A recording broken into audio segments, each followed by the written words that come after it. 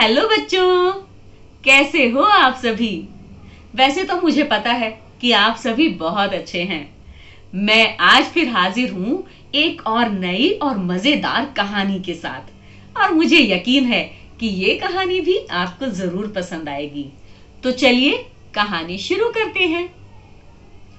बात बहुत पुरानी है।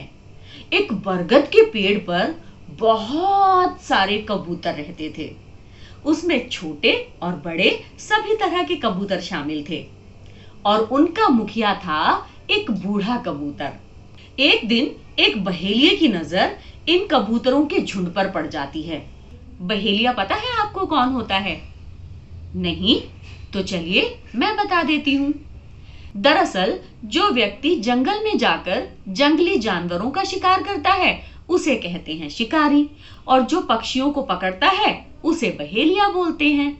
तो बहेलिये की नजर जब उन पर पड़ जाती है तो वो सोचता है, अरे ये तो एक साथ इतने सारे कबूतर हैं, और मैं कल इन सभी कबूतरों को पकड़ लूंगा, अपने जाल में फंसाकर इन्हें एक साथ बाजार में बेचूंगा तो कितना सारा पैसा मिलेगा।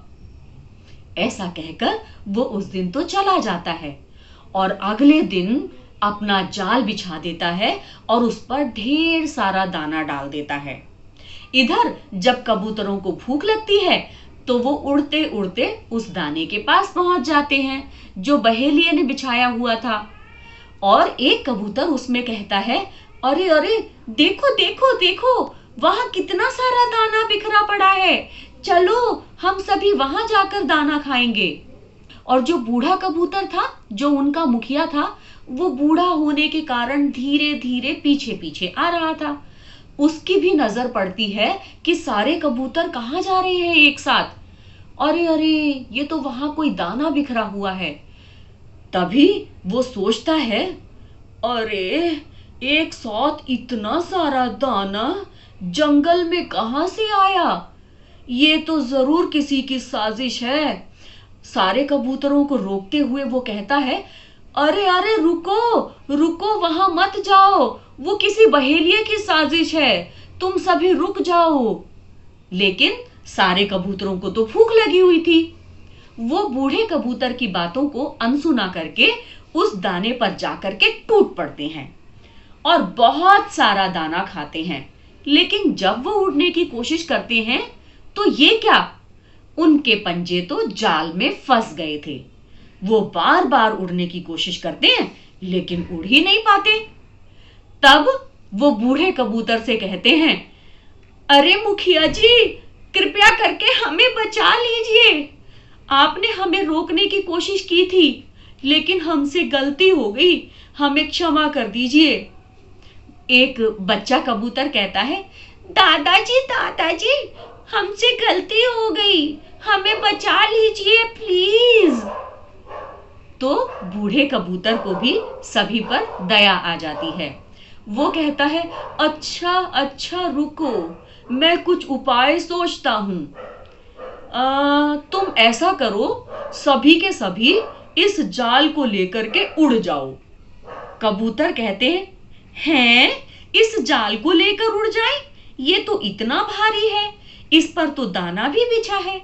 बूढ़ा कबूतर कहता है, हिम्मत करो, हिम्मत करने से सभी काम सफल हो जाते हैं। सारे कबूतर जोर लगा करके उड़ने की कोशिश करते हैं लेकिन नहीं उड़ पाते। बूढ़ा कबूतर कहता है, अरे अरे कोशिश करो। बूढ़े कबूतर के समझाने पर सारे कबूतर एक साथ मिलकर जोर लगाते हैं, एक दो और ये तीन। और ऐसे करके जब सारे एक साथ मिलकर जोर लगाते हैं तब वो जाल को लेकर के उड़ने लगते हैं। बूढ़ा कबूतर आगे आगे और बाकी सारे कबूतर जाल लिए पीछे पीछे चलने लगते हैं। बूढ़ा कबूतर उनसे कहता है, चलो चलो तुम सभी जाल लेकर नदी के उस पार खेत में चलो, मैं वहां पर कुछ उपाय करता हूं। और इधर जब बहेलिया देखता है, अरे सारे कबूतर तो मेरा जाल लेकर के उड़े जा रहे हैं, अब मैं क्या करूं?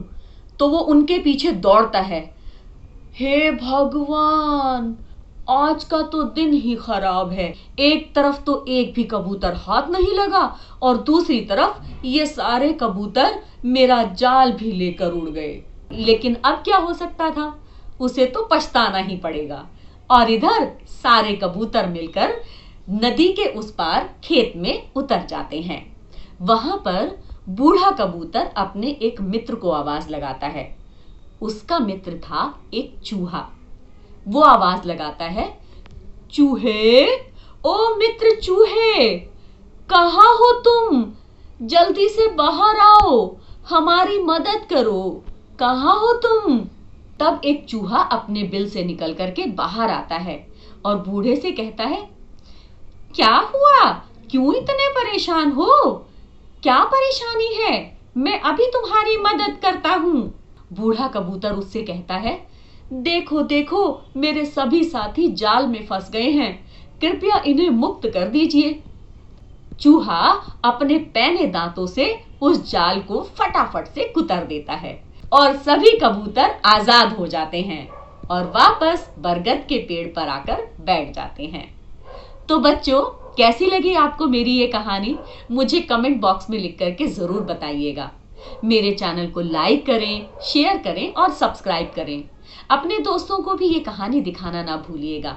उन्हें भी बचपन चैनल को लाइक करने के लिए और सब्सक्राइब करने के लिए कहें। तो बच्चों, आज के लिए सिर्फ इतना ही। आपसे फिर मिलूंगी एक और नई कहानी के साथ। तब तक के लिए बाय बाय, टेक केयर।